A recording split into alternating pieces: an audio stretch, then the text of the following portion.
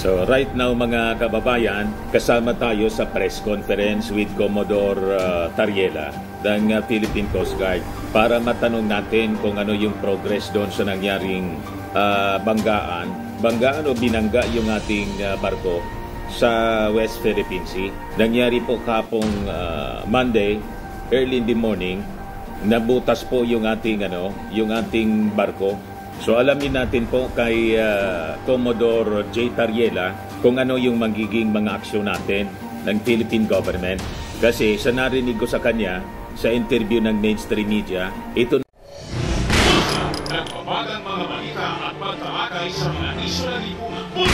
Opinyon, para at paglalantad sa katotohanan.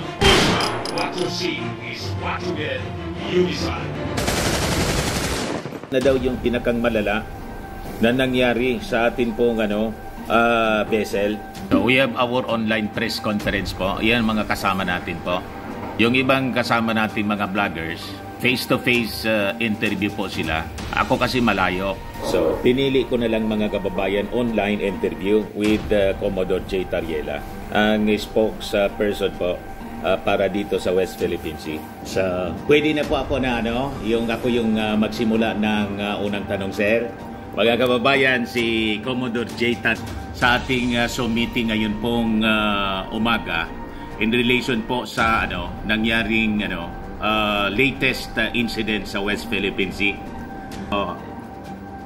Sir, yung unang katanungan ko po, kasi natutuwa naman po tayo kasi after that incident na nabutas po yung ating Philippine vessel, outright naman po yung pagpalabas ng mga condemnation ng ating mga allied countries. But, lagi na natin itong naririnig galing sa ating mga ambassadors. Amerika, siyempre, katratado natin, yung Australia, yung Japan, yung Germany, mga western countries. So, nagpapasalamat tayo sa kanila. Kaya lang, parang paulit-ulit lang yung kanilang statement of condemnation. Pero paulit-ulit din po ang ginagawang harassment sa atin. At napakinggan ko po yung interview sa inyo na ito yata yung pinakang malala na nangyari sa atin ngayon. Tama po ba, sir? Po, Sir Dante, is the first time na masasabi natin pinaka-severe ang naging resultan ng dangerous maneuver that resulted to collision dito sa West Philippine Sea. So, may magagawa po ba tayo na mas siguro bold steps para naman parang napapahiya na tayo sa paulit-ulit na bullying and harassment? Hindi tayo siniseryoso yata ng China despite our yung mutual defense treaty with America. Parang hindi tayo nire-respeto, sir. Well, una sa lahat, sir, let's emphasize, bukod po sa sinabi yung our allies are issuing diplomatic support of condemnation and criticism against aggressive action of China. It doesn't end there. Correct to think na they're only limited with statements. Alam naman po natin na ang bansa ng Estados Unidos, Australia, Japan, Canada also supported yung nakaraang MCA activity nila, saan naglayag ang kanilang Navy ships dito sa gawin ito ng West Philippine Sea na sinuportahan ng mga bansa na ito. Secondly, we also have RAA with the Japanese government. The Japanese government has also been very supportive for the acquisition of additional Coast Guard vessels for the Philippine government. Ibig sabihin, hindi lang statement din ang ibinibigay ng ating kaibigang bansang Hapon. Sumusuporta rin siya sa modernisasyon at capability building ng Philippine Coast Guard. The same with Australia and Germany. It is wrong to think na ang kanilang suporta lamang ay nalilimitahan sa pagbibigay ng support ng statement of support every time na may ganitong incident. Kung ang tanong niyo naman po, sir, is how can we be able to prevent China from doing this kind of unlawful and aggressive actions in the West Philippine Sea?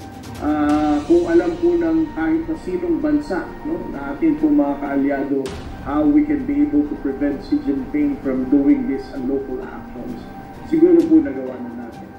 But again, ang effort naman po ng ating national government as in line with the guidance of President Bongbong Marcos and the efforts of the National Task Force West Philippine Sea, patuloy pa rin naman po natin pinagpapatulyahan at despite of all this aggressive and bullying activities of the People's Republic of China.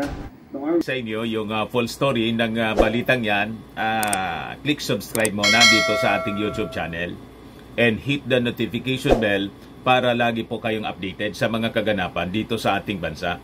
Like and share na rin po ninyo ang ating video. At huwag na rin po ninyo na skip yung ating mga commercial ads para tuloy-tuloy lang ang pag-unlad ng Bagong Pilipinas. Sa mga nagana po ng malinis and spacious fitness gym, pumunta lang po kayo sa aming Colossal Fitness Gym.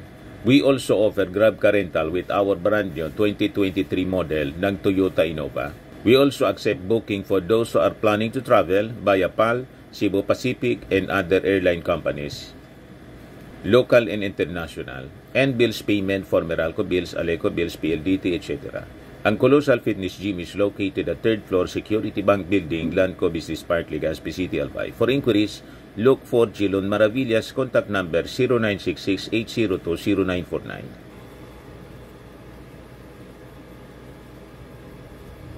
Yan po yung aming Innova. Lagi na pong matao sa amin.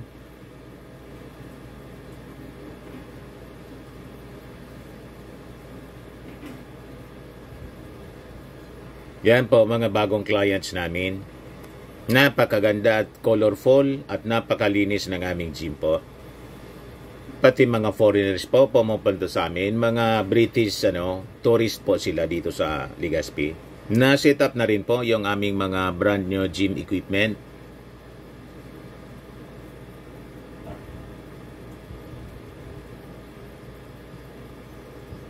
May treadmill na rin po kami.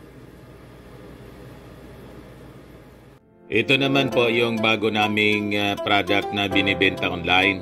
Eye Glow Serum, whitening po siya. Tingnan ninyo yung epekto sa aking anak na architect before and now. Yung mga inquiries po ninyo, dumiretso na lang kayo sa kanyang Facebook account, Riz Maravillas.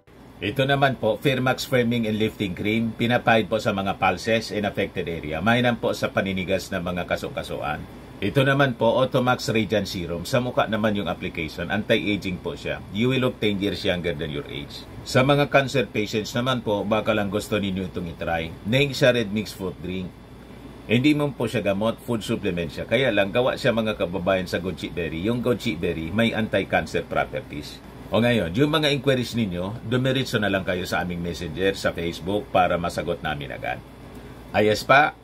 Ayos na ayos niya, Mr. Maravilla. Force the Philippines and the Philippine Coast Guard remains to be committed in patrolling our waters.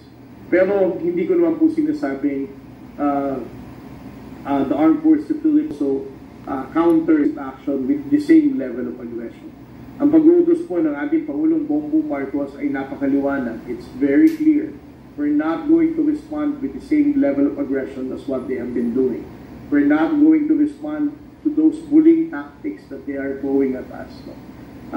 For the Philippine government, we still believe on the diplomatic negotiation of our differences with the People's Republic of China.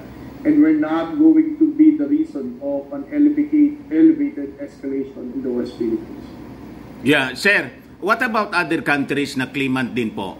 Yung Vietnam, ano yung experience nila? Parang wala tayong naririnig na same level of bullying and harassment. Well, that's not true, sir. No?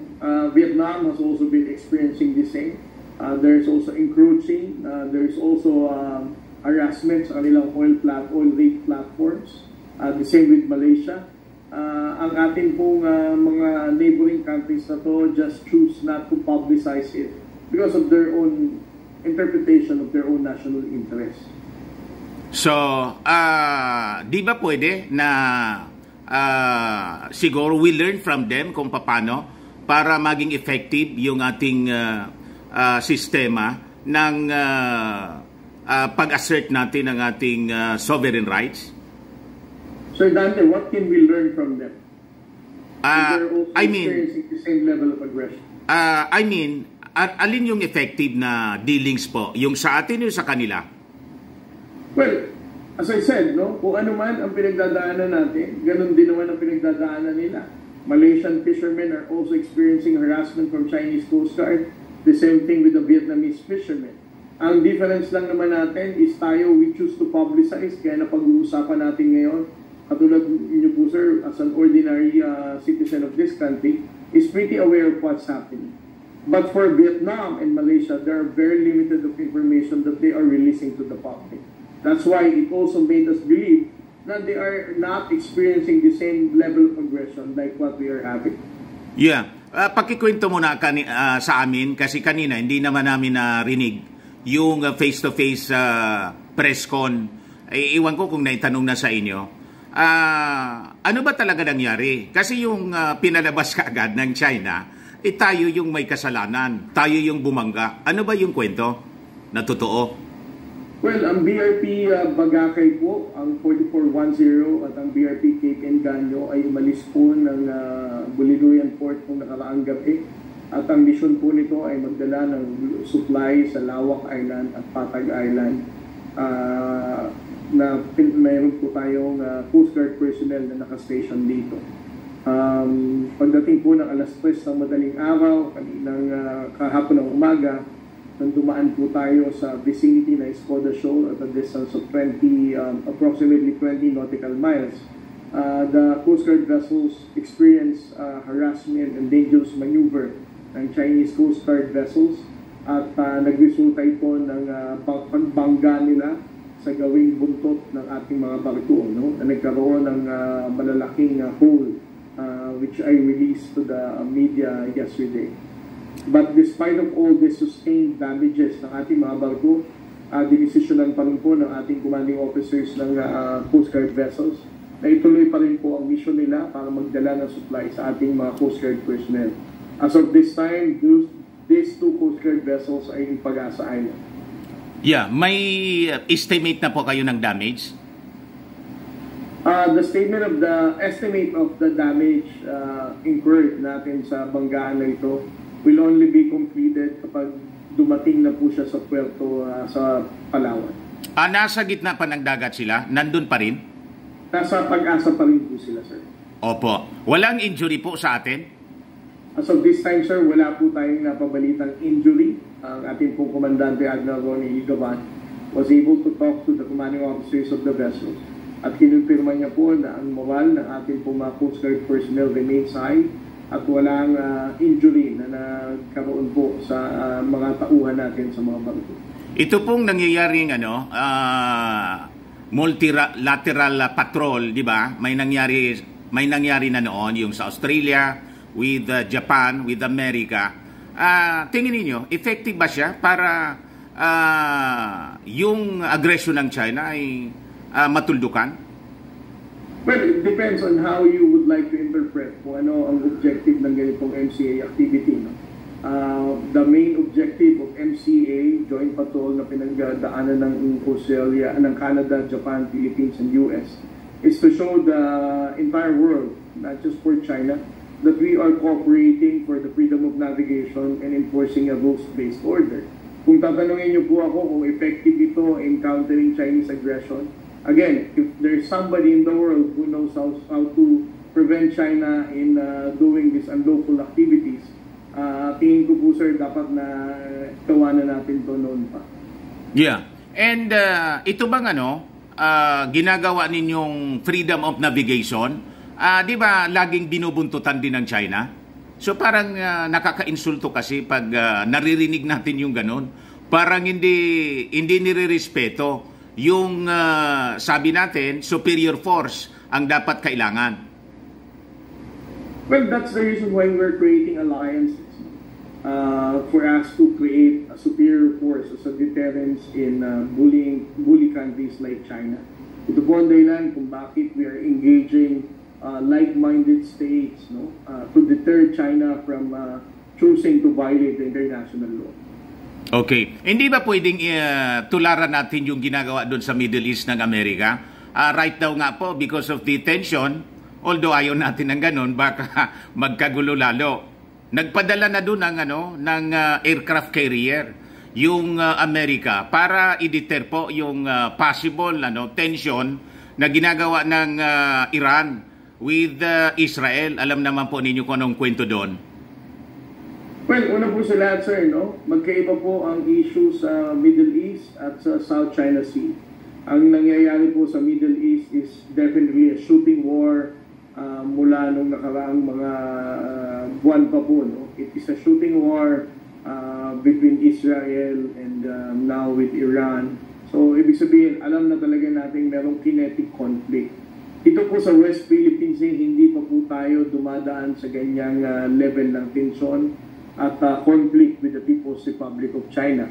At wala naman pong may gusto na magkaroon tayo ng ganyang malawakang armed conflict with the People's Republic of China.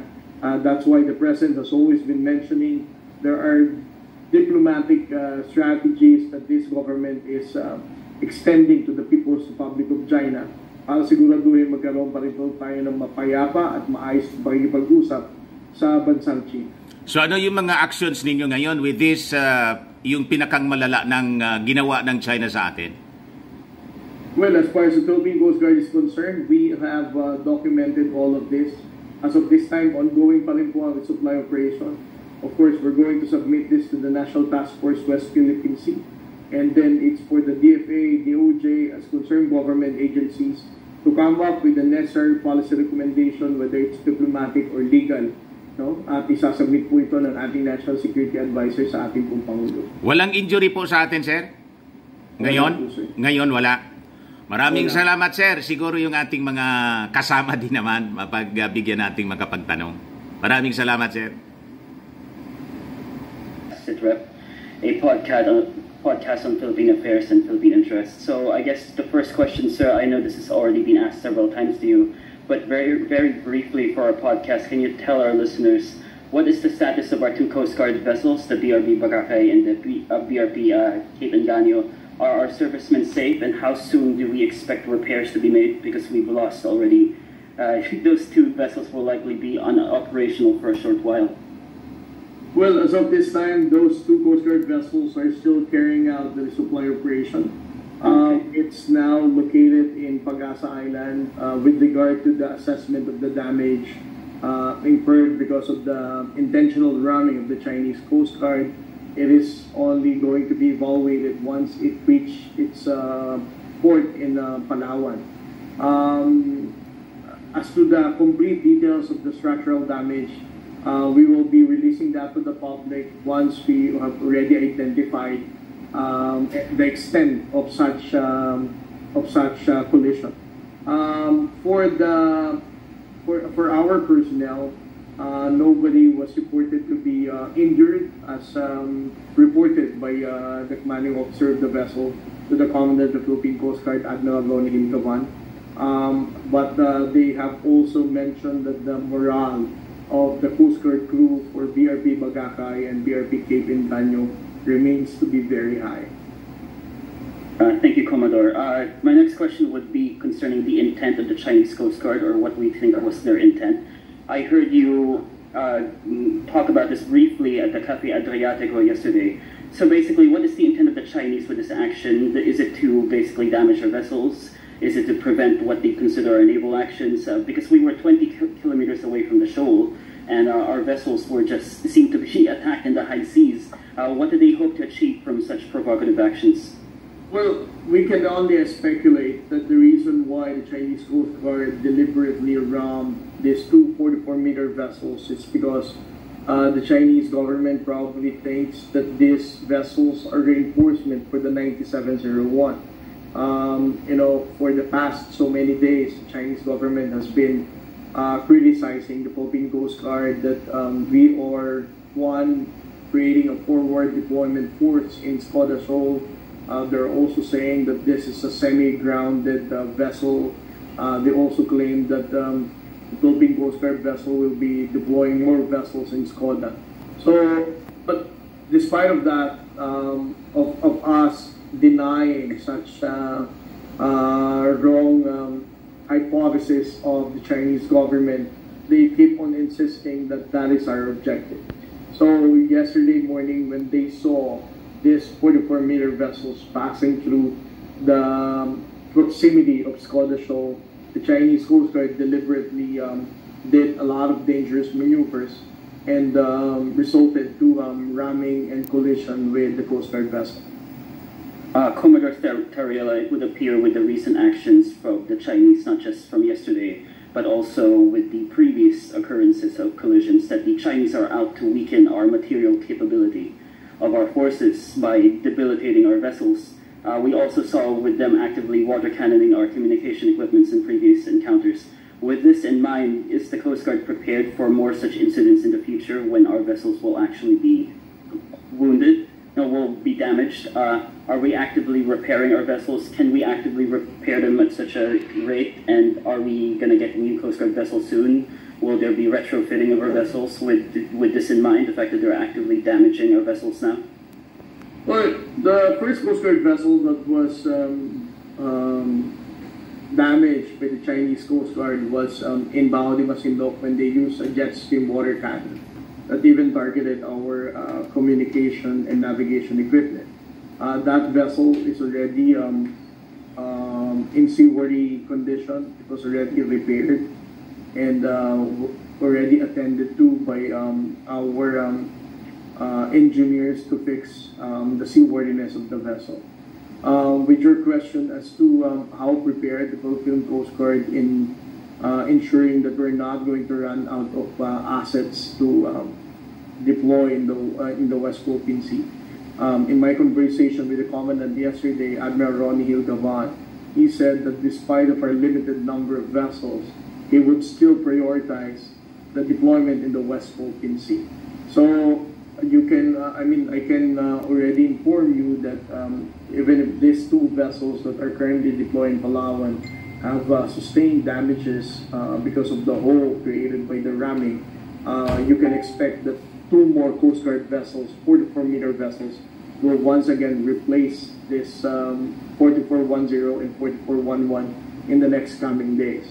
With regard to your question, how fast can we be able to respond to these damages and to innovatively make sure that if ever our vessels will keep on being rammed, which would damage the vessel, how the Coast Guard leadership could respond. I'm very optimistic that the national government has tremendous support Philippine Coast Guard's logistical requirement to ensure that those vessels, if ever they be damaging, will still be retrofitted in perfect good shape and seaworthy vessel. It would appear that just as before, the Chinese have climbed up the escalation ladder and we are being forced to climb up with them. Frankly speaking, Commodore, do you expect this to be the new norm now in their level of escalation? And without naturally compromising operational security, can you tell our listeners what the Coast Guard is how you're preparing the Coast Guard to respond to this new level of escalation by the Chinese? Well, as I said, it's still too early for us to conclude that this is a new normal in Skoda Shoal.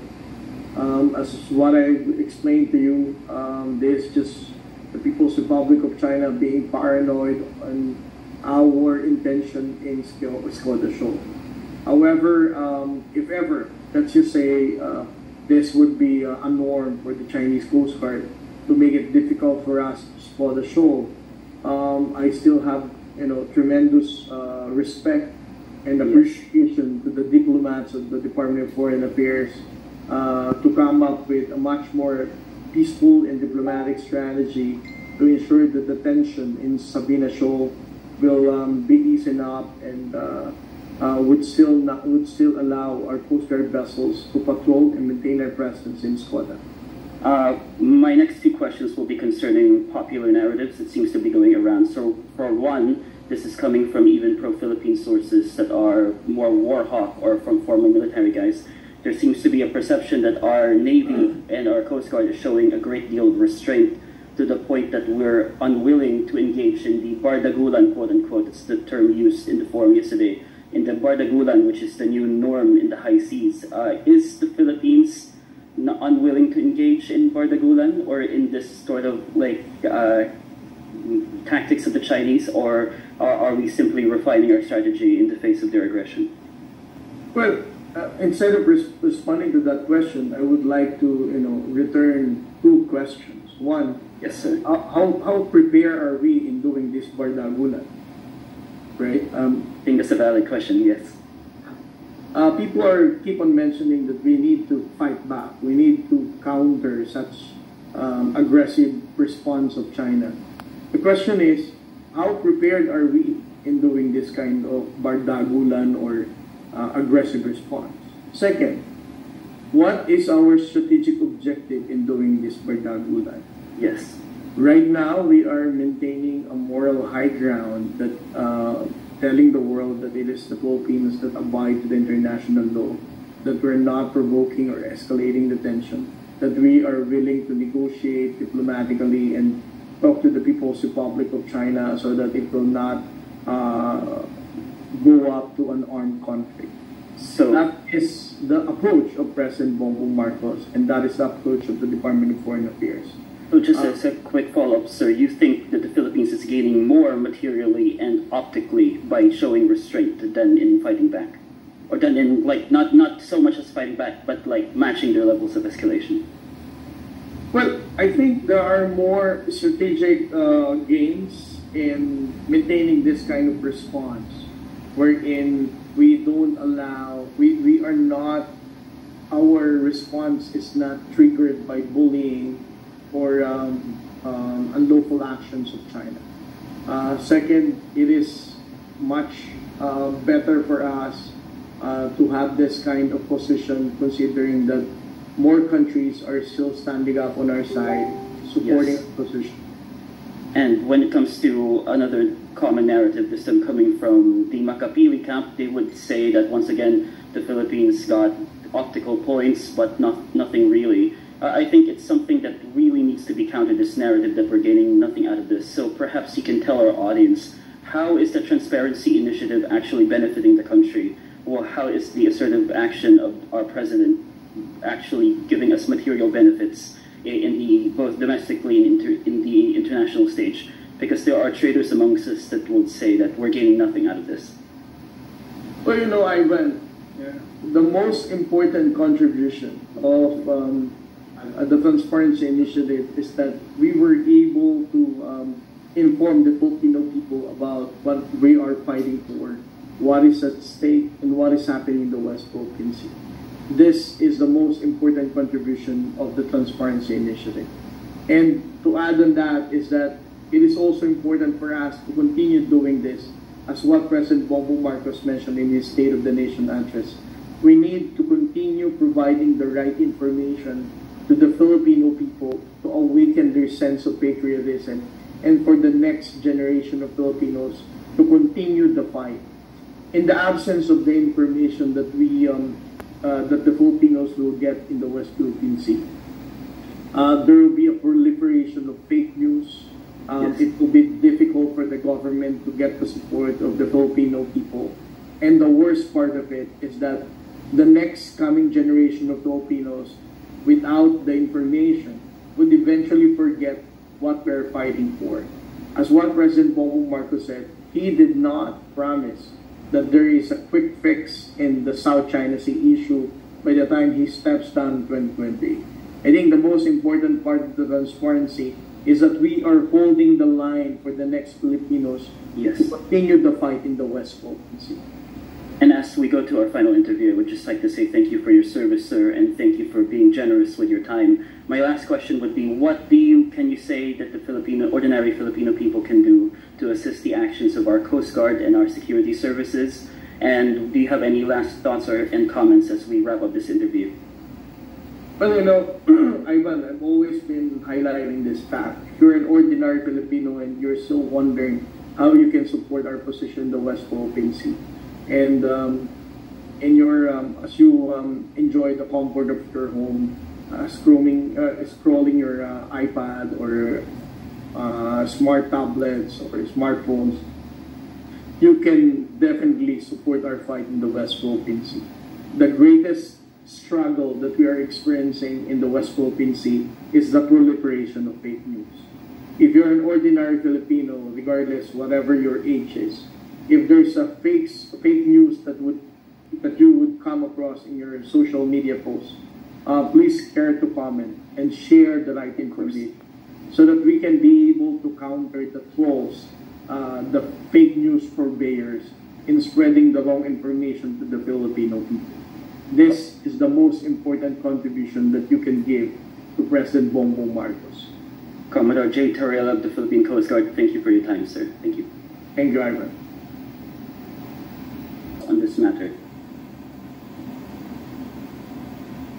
So that ends, mga kababayan, yung ating interview. Dalawa lang kaming nakapagtanong kasi alam po ninyo, marami ding ginagawa si Commodore J. Torriela. Maraming salamat sa Presidential Communications Office sa pag-arrange ng ganitong mga online interview. Kasi tayo po online na lang, malayo kasi tayo sa Manila.